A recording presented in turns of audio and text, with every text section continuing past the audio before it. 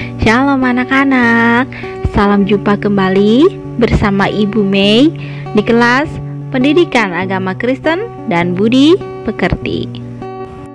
Selalu Ibu ingatkan, jangan pernah lupa maupun lalai untuk selalu mematuhi protokol kesehatan New Normal Activity. Cuci tangan, selalu pakai sabun. Jangan pernah lupa memakai masker ketika berada di luar ruangan. Dan selalu jaga jarak dengan teman 1-2 meter. Jangan ada salam-salaman dulu ya. Jangan ada peluk-pelukan, cipika-cipiki. Apalagi yang pacaran, jaga jarak selalu ya.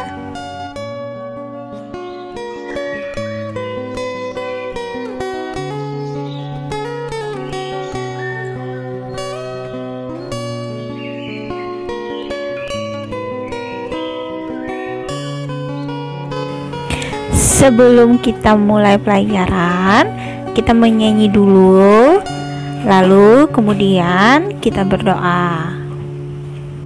Meskipun 1000 tangan manusia menarikmu jatuh, namun Tuhan yang bela tangannya sanggup membuatmu naik ke gunung. Percayalah, Tuhan yang bela.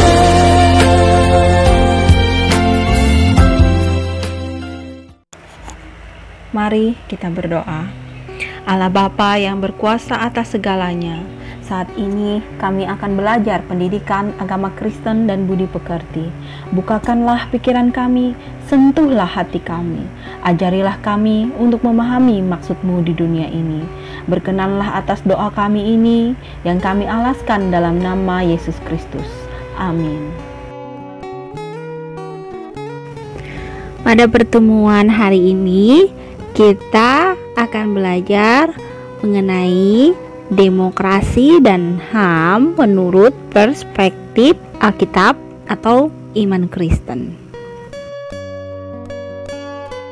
Tujuan pembelajaran kita untuk topik kali ini adalah melalui model pembelajaran discovery learning dan metode jarak jauh secara online, peserta didik diharapkan mampu mendeskripsikan dan menceritakan ulang mengenai pandangan Alkitab dan menurut iman Kristen tentang demokrasi dan HAM.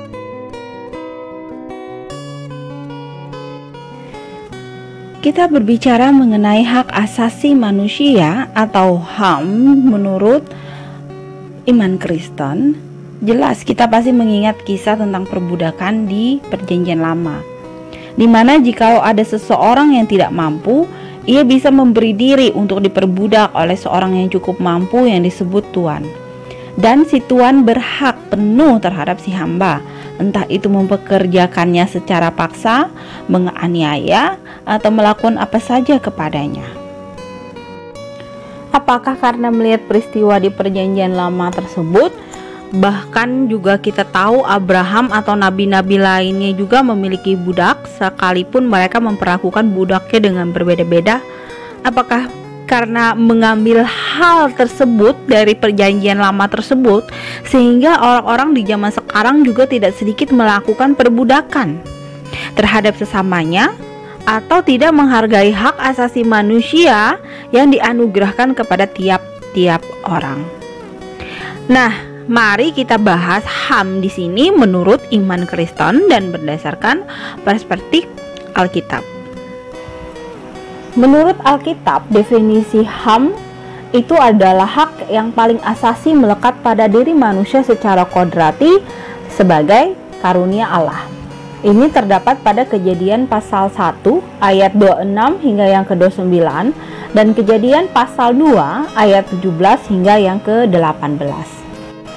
Kehidupan Adam dan Hawa di Taman Eden sebelum kejatuhannya ke dalam dosa tentulah sangat menyenangkan karena semuanya sudah disediakan oleh Allah di sana. Allah juga dengan sangat jelas memberi perintah yang sangat sederhana kepada mereka untuk tidak memakan buah pengetahuan tentang yang baik dan yang jahat. Dan pada kitab Kejadian 3, di situ Adam dan Hawa jatuh ke dalam dosa.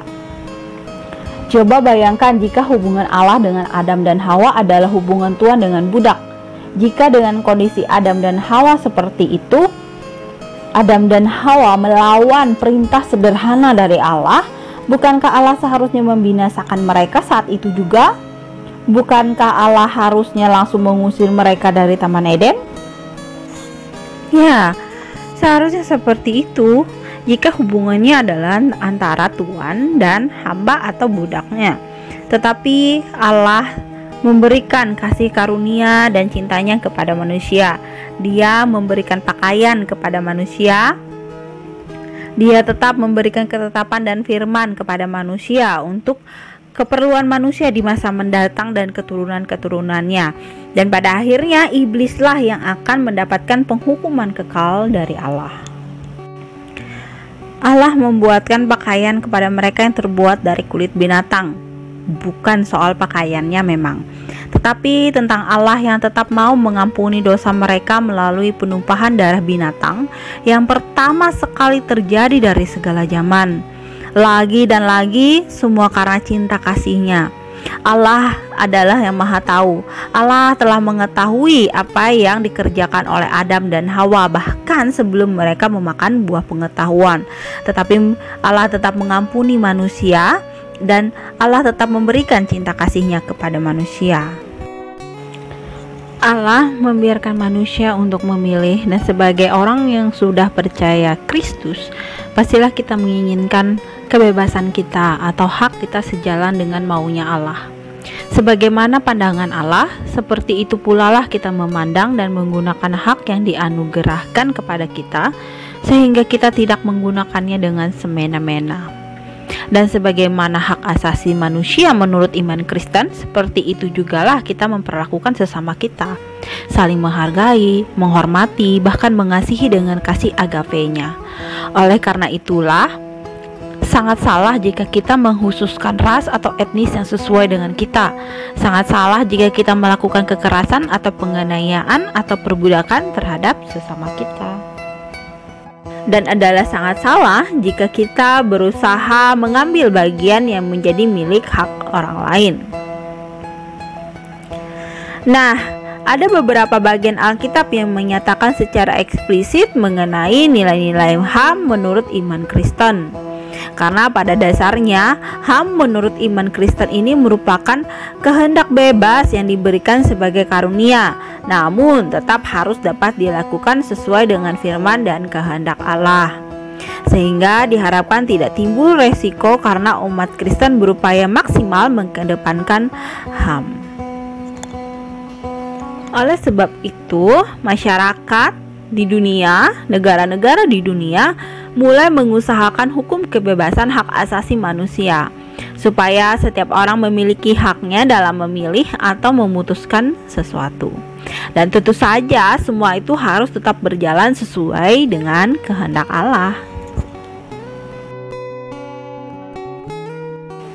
Berikut ini beberapa nilai-nilai HAM menurut iman Kristen. Yang pertama, karunia dan anugerah. Dalam iman Kristen, kehendak bebas itu sebenarnya adalah tujuan karunia Roh Kudus, sehingga sebaiknya patut diketahui bahwa ini adalah pemberian dari Allah yang mencintai manusia. Awal mula hak asasi diberikan supaya umat manusia secara sadar memilih untuk memuliakan Allah daripada hal-hal lainnya. Rasa cinta Allah yang besar membuat Allah rela memberikan manusia kehendak bebas yang diinginkannya supaya dapat memberi keputusan di dalam hidupnya. Yang kedua adalah HAM itu telah ditetapkan oleh Allah. Tuhan memberikan HAM kepada manusia bukan dengan manusia bisa semaunya.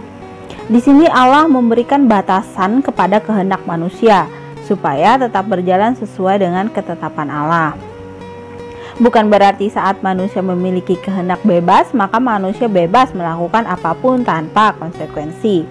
Jika manusia melakukan asal mula dosa menurut Alkitab, tentu ada harga yang harus dibayar. Karena itu hendaknya kehendak bebas ini dijalani dengan penuh hikmat dari Allah. Jangan asal saja dan gunakan untuk sesuatu hal yang sesuai dengan kehendak Allah. Yang ketiga adalah kebebasan terarah. Seperti yang telah dikatakan sebelumnya, bahwa kehendak bebas itu merupakan sesuatu pemberian Tuhan yang tetap dengan batasan. Dalam arti ini merupakan kebebasan yang mutlak namun tetap terarah, karena Tuhan tidak ingin umatnya jatuh dalam dosa yang lebih dalam, sehingga dalam memilih dan melakukan kehendaknya tetap harus didasari oleh firman Tuhan.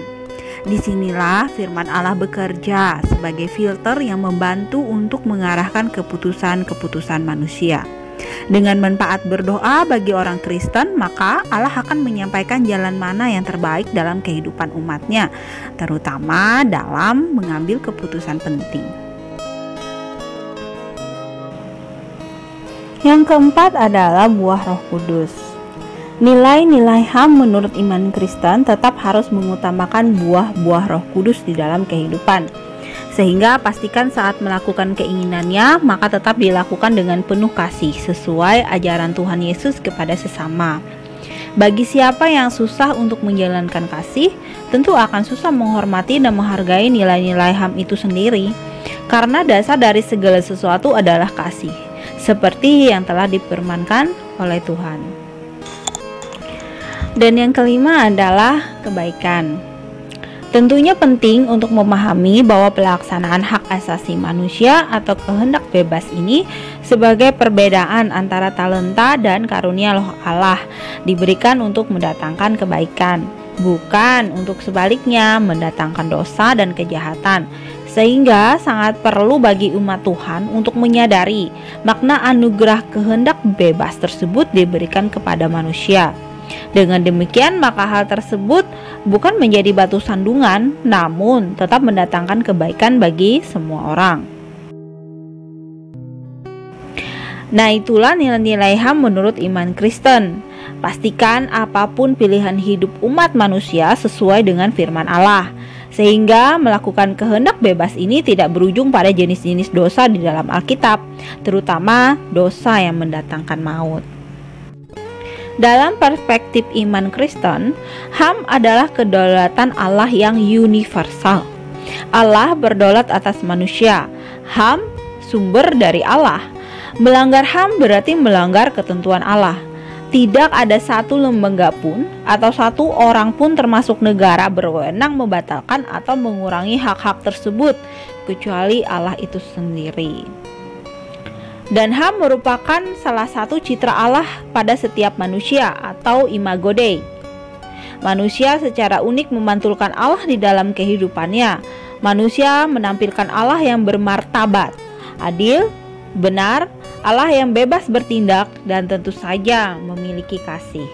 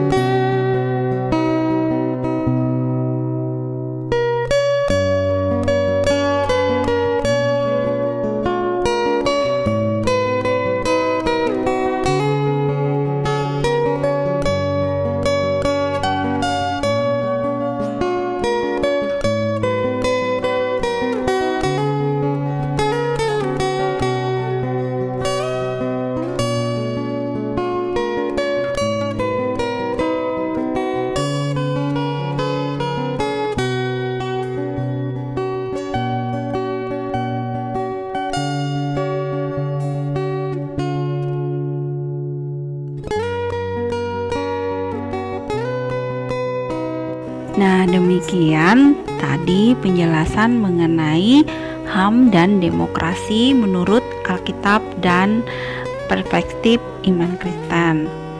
Nanti Ibu akan berikan tugas ya. Sekarang kita akan tutup pelajaran kita dengan berdoa.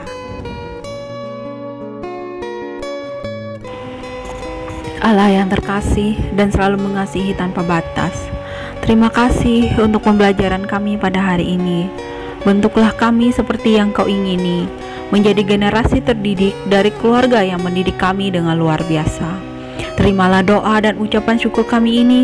Dalam nama Yesus Kristus kami telah berdoa. Amin.